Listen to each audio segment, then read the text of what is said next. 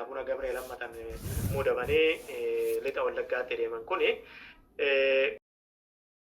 taariyaanii turaniyyuu garuu akka lubni keenya balaa'ee nutti manitti lakki namichi kun hariyamuurra hin jiru jedhanii too qabsoodhaan akka deebisan illee nutti maniiru har'a namicha kana hoolaallee nama jaba nama Oromoonis taatee Ortodoksiisan keessatti nama jabaa qaban keessadha.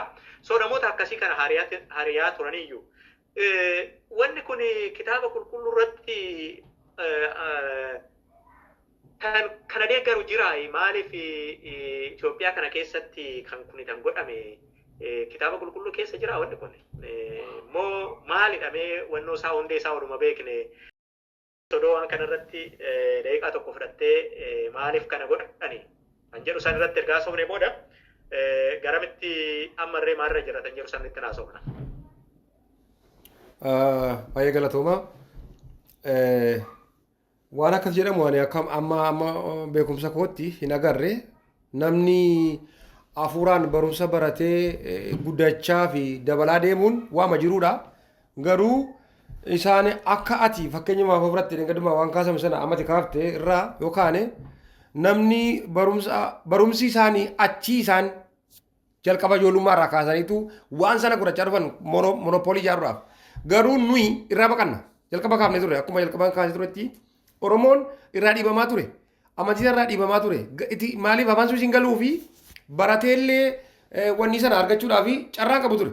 Ani kan koosii kaasa fakkeenya dukkunnaanii barachuu barbaadee dhaqee gaafa naqu na gaafataniitu yeroon darbeera yeroo malee dhuftee sitti darbeera naan jedhan.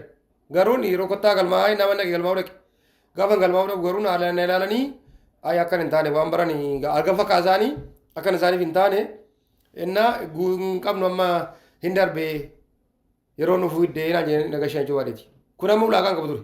Barumsa waan dukkunnaa bara. Dukkunnaa barachuun ulaagaa tokko illee qabu ture. Achirraa kaa barumsi mana amantaa waan ta'eef silaa ani ijoolleedha yeroo sana mana amantaa deebi'a.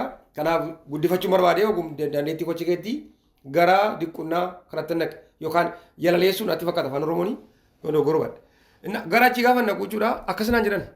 Ani achumaan inni gale bakka aareen achumaan galee ani hojii isaa dukkunnaa gara mana amantii keessa ol seenu nan dhiisee jechuu barbaadeeti. Kun ulaagaa tokko hin jiru. Macaafa guddisii kam keessa illee hin argamu jechuudha barbaadeeti. Ayyoon deebisira ta'e.